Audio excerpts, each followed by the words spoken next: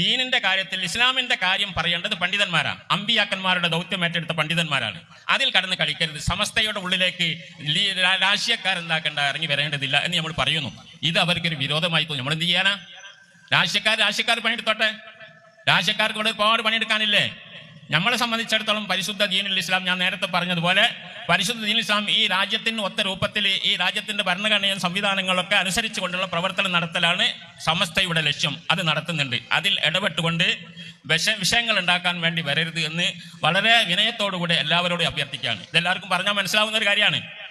ഇപ്പോൾ നമ്മളെ വഖഫ് പ്രശ്നം, ചില വഖഫ് സ്വത്തുക്കൾ വഖഫ് അല്ലാതായിരിക്കും. വഖഫ് അല്ല എന്ന് പറയാ, വഖഫ് സ്വത്താണ്. ആധാരത്തിലും മറ്റ് കോടതി വിധികളും കമ്മീഷന്റെ വിധികളൊക്കെ ഉള്ള സാധനം വഖഫ് അല്ല എന്ന് പറയുന്നു. ഇത് സമുദായത്തിന്റെ ആൾക്കാർ തന്നെ പറയാൻ തുടങ്ങിയാൽ എന്താ കാട്ടുക? വഹാബികൾ നടത്തുന്ന ഫറൂഖ് കോളേജാണ്. വഹാബികൾ അത് വഖഫല്ല എന്ന് പറയാം. വഹാബികൾക്ക് വഖഫാക്കിയതാണിത്. വഹാബി കോളേജിന് വഖഫാക്കിയ ഈ സാധനം മുനമ്പത്തെ 407 ഏക്കർ, ആ ഏക്കർ വഖഫാണ്. അത് വഖഫല്ല എന്ന് പറയുന്നു. എന്തിന്?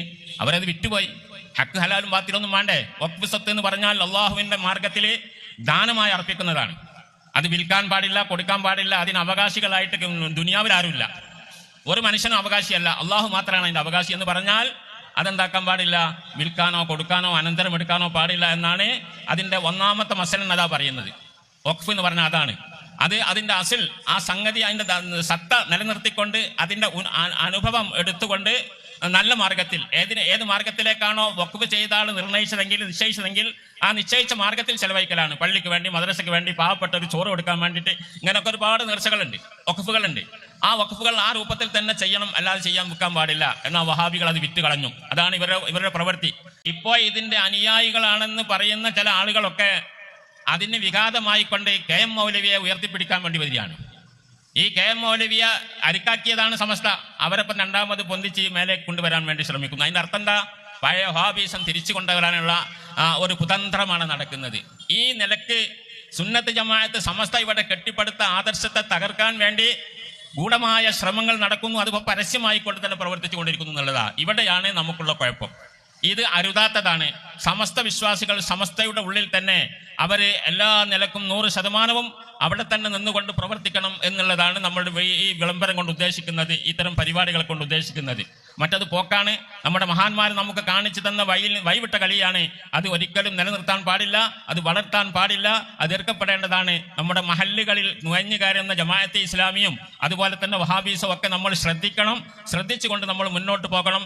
ഇവിടെ പല വിഷയങ്ങളിലും നമുക്കെതിരാണ്. പല വിഷയങ്ങളിലും ഇസ്ലാം വളരെ കർശനമായി നിരോധിച്ച കാര്യങ്ങളൊക്കെ അവർ പുറത്തേക്ക് കൊണ്ടുവരിക, ഹലാലാക്കിയാണ്. ഇസ്ലാം ഹറാമാക്കിയത് ഹലാലാക്കുന്നു, ഹലാലാക്കിയതിനെ ഹറാമാക്കുന്നു. ഈ തരത്തിലുള്ള പ്രവർത്തനങ്ങൾ പലതും നടക്കുന്നു. രാഷ്ട്രീയക്കാരെ വേദിയുണ്ട്, അവരത് ചെയ്യാം. റോഡ് പാലമൊക്കെ നോക്കിയിട്ട് അവർക്ക് അതൊക്കെ ചെയ്യാം. നമ്മുടെ റേഷൻ കട നോക്കണം. അതുപോലെ തൊഴിലില്ലാത്തവരുണ്ട്. അങ്ങനെ സാമുദായിക പ്രശ്നങ്ങളുള്ളവരുണ്ട്. അവിടെയൊക്കെ എന്താക്കണം? ഇടപെടുക എന്നല്ലാതെ ദീനിന്റെ കാര്യത്തിൽ ഇസ്ലാമിന്റെ കാര്യം പറയേണ്ടത് പണ്ഡിതന്മാരാണ്. ഇതൊക്കെ നമ്മൾ വിളിച്ചു പറയുമ്പം നമ്മൾക്ക് അവരുടെ മീഡിയകളും അവരുടെ പത്രങ്ങളും ഒക്കെ നമുക്ക് എതിരാവും. അതാണ് വിഷയം. ഈ വിഷയം ജനങ്ങൾ ഉൾക്കൊണ്ടാൽ മതി. നമ്മളും ചിലരൊക്കെ അതിൽ തെറ്റിദ്ധരിച്ചു പോവുകയാണ്. അതൊക്കെ ശരിയല്ലേ? ഒരു പച്ച മൂല്യന്മാർ എന്തൊക്കെ പറയുകയാണെന്നൊക്കെ തോന്നിപ്പോകും. നമ്മൾ പറയുന്നത് പണ്ട് പറഞ്ഞതിന് ഒരു മാറ്റം നമുക്കില്ല. ഇനിയും ഖിയാമം വരെ നമുക്ക് പറയാനുള്ളത് അതൊക്കെ തന്നെയാണ്. ഒരു സത്യസന്ധമായ ഇഹ്ദിനസ് സിറാത്തൽ മുസ്തഖീം എന്നാണ് നമ്മുടെ പ്രാർത്ഥന. ചൊവ്വായ വഴിയിൽ ഞങ്ങൾ ഇനി നടത്തണേ, ചൊവ്വായ വഴിയിൽ നടത്തണേ. നമ്മൾ നിർബന്ധമായി പ്രാർത്ഥിക്കുന്ന അള്ളാഹു പഠിപ്പിച്ച പ്രാർത്ഥനയാണ്. ആ ചൊവ്വായ വഴി സിറാത്തൽ ലദീന അൻഅംത അലൈഹിം. നമ്മുടെ നാട്ടിലൊക്കെ നമ്മൾ പരിചയിച്ച നല്ല പണ്ഡിതന്മാര്, നല്ല സാദാത്തുക്കള്, നല്ല മനുഷ്യന്മാര്, ആ മനുഷ്യന്മാരൊക്കെ എല്ലാ നാട്ടിലുണ്ട്. അവർ നടന്ന ആ വഴിയിൽ കൂടെ ഞങ്ങൾ ഇനി നടത്തണം എന്നാണ് നമ്മളുടെ പ്രാർത്ഥന. ബഹുമാനപ്പെട്ട റസൂൽ കരീം സല്ലല്ലാഹു അലൈഹി വസല്ലമയുടെ കാലത്ത് തന്നെ ഇസ്ലാം ഇവിടെ വന്നിട്ടുണ്ട്, നമുക്കറിയാം. ബഹുമാനപ്പെട്ട സഹാബത്ത് റസൂലിൽ നിന്ന്, റസൂൽ മുഹമ്മദ് നബി സല്ലല്ലാഹു അലൈഹി വസല്ലം തങ്ങളിൽ നിന്നും ഇസ്ലാമിനെ പകർത്തി ജീവിച്ചു വന്ന സഹാബാക്കൾ, ആ സഹാബാക്കളാണ് ഇവിടെ ഇസ്ലാം കൊണ്ടുവന്നത്. ആ ഒരുപാട് സഹാബത്തുകളുടെ ഖബറുകൾ, ശ്മശാനങ്ങൾ നമ്മൾ പലയിടത്തും കാണാൻ കഴിയും. കേരളത്തിന്റെ പല ഭാഗത്തും കാണാൻ കഴിയും. അവരിവിടെ വന്നത് ഇസ്ലാമിക പ്രബോധനത്തിന് വേണ്ടി വന്നതാണ്. ഇസ്ലാമിക പ്രബോധനത്തിന് വേണ്ടി വന്നു പറഞ്ഞാൽ ഏത് ഇസ്ലാമാണ്? മുഹമ്മദ് മുസ്തഫ സല്ലല്ലാഹു അലൈഹി വസല്ലം ഇന്നദ്ദീന ഇൻദല്ലാഹിൽ ഇസ്ലാം, അള്ളാഹുവിന്റെ മതമാണ് ഇസ്ലാം. അള്ളാഹു ജനങ്ങൾക്ക് നൽകിയ നിയമവ്യവസ്ഥയാണ് ഇസ്ലാം. അതൊരു പ്രത്യേക ജാതിയൊന്നുമല്ല. മനുഷ്യർക്ക് നല്ല മാർഗം കാണിച്ചു കൊടുക്കുന്ന ഒരു സന്ദേശം നൽകുന്ന ഒരു മതം, ആ പ്രസ്ഥാനം ഇവിടെ നടപ്പാക്കാൻ വേണ്ടി ആദ്യ മനുഷ്യൻ മുതൽ തന്നെ 1.25 ലക്ഷത്തോളം പ്രവാചകന്മാരെ അള്ളാഹു നിയോഗിച്ചിട്ടുണ്ട്. 1.25 ലക്ഷം പ്രവാചകന്മാർ ഇവിടെ പ്രവർത്തിച്ചത് പരിശുദ്ധ ദീനിന്റെ പ്രബോധനമാണ്. അന്ത്യപ്രവാചകൻ അവസാനമായി വന്ന പ്രവാചകനാണ് മുഹമ്മദ് മുസ്തഫ സല്ലല്ലാഹു അലൈഹി വസല്ലം തങ്ങൾ. അതോടുകൂടെ പ്രവാചക പരമ്പര അവസാനിച്ചു. 1500ഓളം വർഷങ്ങൾ കഴിഞ്ഞു. 15 നൂറ്റാണ്ടുകൾ കഴിഞ്ഞിട്ടും അതിൻ്റെ ഇടക്കൊന്നും പിന്നീട് പ്രവാചകരില്ല. എങ്കിലും ഈ പ്രസ്ഥാനം വളരെ ശക്തമായി നിലനിൽക്കുന്നു എന്നുള്ളത് എന്തുകൊണ്ടാണ്? പ്രവാചകന്റെ സാന്നിധ്യമില്ലാതെ കഴിഞ്ഞ കാലങ്ങളിലൊക്കെ ഓരോ ഘട്ടത്തിലും പ്രവാചകന്മാർ, ഒരു പ്രവാചകൻ പോയാൽ മറ്റൊരു പ്രവാചകനെ തുടരെ അയച്ചുകൊണ്ടാണ് ഈ ദീൻ നിലനിർത്തിയത്. 1500 വർഷത്തിന്റെ ഇടയിൽ പിന്നെ പ്രവാചകൻ ഇല്ലാതെയും ഈ പ്രസ്ഥാനം വളരെ ശക്തമായി ലോകത്തിന്റെ എല്ലാ ഭാഗത്തും തിളങ്ങി നിൽക്കുന്നുണ്ട്. എന്തുകൊണ്ടെന്ന് ചോദിച്ചാൽ ഉലമാ വറസത്തുൽ അംബിയ, അമ്പിയാക്കന്മാരുടെ ആവശ്യമില്ല, അവരുടെ സ്ഥാനം നിർവഹിക്കാൻ ഇവിടെ എൻ്റെ സമുദായത്തിൽ പണ്ഡിതന്മാരുണ്ട് എന്നാണ്. പണ്ഡിതന്മാർ അവരെന്താക്കും? ഈ പ്രസ്ഥാനത്തെ ശക്തമായിട്ട് മുന്നോട്ട് കൊണ്ടുപോകുമെന്ന് പ്രവാചകർ സല്ലല്ലാഹു അലൈഹി വസല്ലം തങ്ങൾ മുന്നറിയിപ്പ് നൽകിയിട്ടുണ്ട്. തറക്തു ഫീക്കും അംറൈൻ ലൻ തദില്ലു മാ തമസ്സക്തും ബിഹിമാ കിതാബുല്ലാഹി വസുന്നത്തു റസൂലിഹി. പ്രമാണങ്ങളുമുണ്ട്. പണ്ഡിതന്മാർക്ക് സ്വീകരിക്കാനും പ്രബോധനം ചെയ്യാനും പ്രബലമായ 2 പ്രമാണങ്ങൾ വഹിച്ചിട്ടുണ്ട്. ഒന്ന് പരിശുദ്ധ ഖുർആൻ, ഇസ്ലാമിന്റെ പ്രമാണമാണ്, അടിസ്ഥാന പ്രമാണമാണ് ഖുർആൻ. ഖുർആനിലെ നിയമങ്ങൾ നടപ്പാക്കലാണ് ഇസ്ലാമിന്റെ പ്രബോധകരുടെ ദൗത്യം. അതോടുകൂടെ 23 കൊല്ലം ഇവിടെ ജീവിച്ച പ്രവാചകന്റെ ജീവിതചര്യ, അതാണ് സുന്നത്ത് എന്ന് പറയുന്നത്. പ്രവാചകൻ ഓരോ കാര്യത്തിലും മാതൃകയുണ്ട് നമുക്ക്. ലഖദ് കാന ഫീ റസൂലില്ലാഹി ഉസ്വത്തുൻ ഹസന, നിങ്ങൾക്ക് നല്ല മാതൃക പ്രവാചകനുണ്ട്. പ്രവാചകൻ ഇവിടെ 23 കൊല്ലം പ്രവാചകനായി ജീവിച്ചു. അതിൻ്റെ മുമ്പ് 40 കൊല്ലം പ്രവാചകനല്ലാതെയും ജീവിച്ചു. ആ ജീവിതങ്ങളൊക്കെ തന്നെ നമുക്ക് മാതൃകയാണ്. അതൊക്കെ റെക്കോർഡാക്കിയിട്ടുണ്ട്. എല്ലാ സംഗതിയും, മണിയറ രഹസ്യം വരെ, അതുപോലെ ഏത് മേഖലയിലും നബി സല്ലല്ലാഹു അലൈഹി വസല്ലം പ്രവർത്തിച്ചു അതൊക്കെ തന്നെ റെക്കോർഡാക്കിയതാണ്. ആ മേഖലയിലൊക്കെ നമുക്ക് പിന്തുടരാനും അനുകരിക്കാനും പറ്റിയ ഹദീസ് എന്ന് പറയുന്ന പ്രവാചക ചരിത്രം, പ്രവാചകന്മാരുടെ ചര്യ, ആ ചര്യ നമ്മുടെ മുമ്പിലുണ്ട്. അത് നോക്കിക്കൊണ്ട് പണ്ഡിതന്മാർ ഇവിടെ ഇസ്ലാമിനെ പ്രബോധനം ചെയ്യും എന്നുള്ളതാണ് പ്രവാചകന്മാരുടെ അസാന്നിധ്യത്തിൽ നമ്മളിവിടെ നിർവഹിച്ചു കൊണ്ടിരിക്കുന്ന അതാണ്. അങ്ങനെ സഹാബത്ത് റസൂലുള്ളാഹിന്റെ കാലത്ത് സഹാബത്ത് തന്നെ കൊണ്ടുവന്ന ഇസ്ലാം ഒരു മാറ്റവും ഇല്ലാതെ 10-14 നൂറ്റാണ്ടുകളോട് തുടർന്നു. ഒരഭിപ്രായ വ്യത്യാസം ആർക്കും ഉണ്ടായിരുന്നില്ല. നമ്മളിവിടെ ചെയ്തുകൊണ്ടിരിക്കുന്ന സുന്നികൾ അല്ലെങ്കിൽ സമസ്തക്കാർ അല്ലെങ്കിൽ മുസ്ലിങ്ങൾ ചെയ്തുകൊണ്ടിരിക്കുന്ന എല്ലാ പ്രവർത്തികളും നബി സല്ലല്ലാഹു അലൈഹി വസല്ലം പഠിച്ച സഹാബാക്കൾ നമ്മൾക്ക് കാണിച്ചു തന്നതാണ്.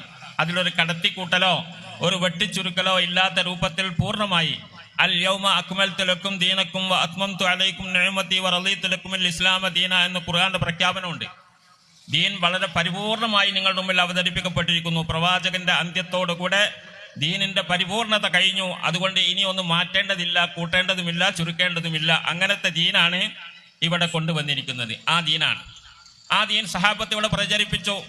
14 നൂറ്റാണ്ടും ഒരഭിപ്രായ വ്യത്യാസമില്ലാതെ ഇവിടെ പള്ളികളിലൊക്കെ തറാവി നിസ്കരിക്കും, ആണുങ്ങൾ ജുമാ നിസ്കരിക്കും, പള്ളികളിൽ ആണുങ്ങൾ പോകും. ഇങ്ങനെ തുടങ്ങി മൗലിദ്, റാത്തീബ്, അതുപോലെയുള്ള ഹദ്ദാദ്, റാത്തീബ് തുടങ്ങിയ മരണാനന്തര ക്രിയകളൊക്കെ തന്നെയും അതിനൊക്കെ നമുക്ക് ഈ കാലം വരെയും സഹാബത്തിൽ നിന്ന് പകർത്തിയ ആ രൂപം തന്നെയാണ്. അതിലൊരു മാറ്റമില്ലാതെ വരിക. 1920-കൾക്ക് ശേഷമാണ്. 1920-കൾക്ക് ശേഷം നൂറ്റാണ്ടാകുന്നേ ഉള്ളൂ. ഒരു നൂറ്റാണ്ട് മുമ്പാണ് ഇവിടെ പ്രശ്നങ്ങൾ ഉണ്ടായത്. എന്താ പ്രശ്നം ഉണ്ടായത്? KM മൗലവിയെ നിങ്ങൾക്കറിയാം. KM മൗലവി എന്ന് പറയുന്ന ഒരു പണ്ഡിതൻ, അദ്ദേഹം വഴിതെറ്റിപ്പോയി. പണ്ഡിതൻ, സുന്നി പണ്ഡിതനൊക്കെ ആയിരുന്നു. ആദ്യകാലത്ത് നമ്മളെ ദർസിലൊക്കെ പഠിപ്പിച്ച മുദരിസൊക്കെ ആയിരുന്നു. പക്ഷെ അദ്ദേഹം വഴിതെറ്റി. അയാൾ വഹാബിയായി, മുജാഹിദായി എന്നൊക്കെ പറയാം, സലഫിയായി. ആ ആശയങ്ങളുമായിട്ട് അദ്ദേഹം കടന്നു വന്നുകൊണ്ട് ഇവിടെ ലോകത്തെ എല്ലാ മുസ്ലിങ്ങളും അനുവർത്തിക്കുന്ന ആ മര്യാദകളൊക്കെ അവഗണിച്ചുകൊണ്ട് അതിൽ ഭിന്നിപ്പുണ്ടാക്കിക്കൊണ്ട് ഈ ഇന്നത്തെ മുസ്ലിങ്ങൾ ചെയ്യുന്നതൊക്കെ ശിർക്കാണ്, ബഹുദൈവ ആരാധനയാണ് എന്ന് വരുത്തി തീർക്കാൻ വേണ്ടി പ്രവർത്തിച്ചു. പ്രസിദ്ധീകരണങ്ങൾ ഇറക്കി, പ്രസംഗങ്ങൾ ഇറക്കി, ആളുകളെ സംഘടിപ്പിച്ചു. അങ്ങനെ പ്രവർത്തനം തുടങ്ങി 1921-കൾക്ക് ശേഷം. അപ്പോഴാണ് നിസ്വാർത്ഥരായ ശുദ്ധരായ നമ്മുടെ പണ്ഡിതന്മാർ അവർ സമ്മേളിക്കുന്നത്. അതുവരെ നമുക്കെന്തില്ല, ഒരു സംഘടന ഇവിടെ ഇല്ല, ആർക്കുമില്ല. മുസ്ലിം ഇസ്ലാം എന്ന് പറയുന്ന സംഘടനയല്ലാത്ത ഒരു സംഘടന ഇവിടെ ഇല്ല. ഇവിടെ സംഘടന ആദ്യമായിട്ട് ഉണ്ടാക്കിയത് വഹാബികളാണ്. ആ വഹാബികൾ സംഘടന ഉണ്ടാക്കിക്കൊണ്ട് പലതും നമ്മളെ ആശയവിരുദ്ധമായിക്കൊണ്ട് നമ്മൾ അനുവർത്തിച്ചു വരുന്ന പ്രവർത്തനങ്ങൾക്ക് വിരുദ്ധമായിക്കൊണ്ടുള്ള പരിപാടികൾ അവരോട് ഇറക്കുമതി ചെയ്തു. നമ്മൾ അഹ്ലുസുന്നത്ത് വൽ ജമാഅത്തിന്റെ അഖീദയിൽ അടിയുറച്ച് വിശ്വസിക്കുന്നവരൊക്കെ മുശ്രിക്കാണെന്ന് പറഞ്ഞു.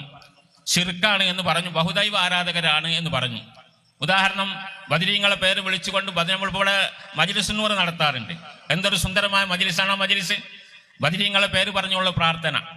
ബദരീങ്ങളെയും അതുപോലെ അള്ളാഹു തൃപ്തിപ്പെട്ട ആൾക്കാരെയൊക്കെ സ്നേഹിക്കുകയും അവരൊക്കെ ബഹുമാനിക്കുകയും ചെയ്യണമെന്ന് ഇസ്ലാം കൽപ്പിച്ചതാ. അപ്പൊ അതിനൊക്കെ അവഗണിച്ചുകൊണ്ട് മദ്ഹബിന്റെ ഇമാമുകൾ, മുഹദ്ദിസീങ്ങൾ, മുഫസ്സിരീങ്ങൾ ഇവരൊക്കെ അവഗണിച്ചുകൊണ്ട് സ്വന്തം നിയമം കണ്ടെത്താം, ഖുർആനിൽ കൂടെ സ്വന്തം നിയമം കണ്ടെത്താമെന്നൊക്കെ ജൽപ്പനങ്ങൾ ഇവിടെ നടത്തി, ഇവിടെ വസ്വാസ് ഉണ്ടാക്കി, ജനങ്ങളിടയിൽ വസ്വാസ് ഉണ്ടാക്കി. അപ്പോഴാണ് ബഹുമാനപ്പെട്ട വരക്കൽ മുല്ലക്കോയ തങ്ങൾ, നമ്പർ അല്ലാഹു മർക്കദഹു, പാങ്ങിൽ അഹമ്മദ് കുട്ടി മുസ്ലിയാർ തുടങ്ങിയ അന്നത്തെ പ്രഗത്ഭരായ ലോകം അംഗീകരിച്ച പണ്ഡിതന്മാർ, ആ പണ്ഡിതന്മാർ ഒത്തുകൂടിക്കൊണ്ടാണ് 926 സമസ്ത ഉണ്ടാക്കുന്നത്. സമസ്ത ഉണ്ടാക്കിയതിന് ശേഷം ഇവിടുത്തെ ജനങ്ങളെയൊക്കെ പേപ്പിച്ച ആ വസ്വാസുകളൊക്കെ തിരുത്തി സമസ്ത ശുദ്ധമായ മാർഗത്തിലേക്ക് അവരെ തൊളിച്ചു കൊണ്ടുവന്നു. പിന്നീട് ഈ വന്ന വഹാബികൾക്ക് പത്തിമടക്കേണ്ടി വന്നു.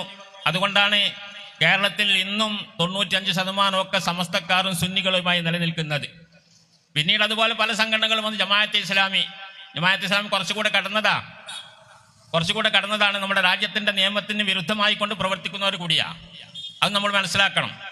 സമസ്തനെ സംബന്ധിച്ച് നേരത്തെ പറഞ്ഞല്ലോ, ഇവിടുത്തെ ഭരണഘടനയും ഇവിടുത്തെ ഭരണകൂടവും കോടതിയും നിയമാവലിയും ഭരണഘടനയും ഒക്കെ അംഗീകരിച്ച് പ്രവർത്തിക്കുന്ന ഒരു സംഘടനയാണ് സമസ്ത.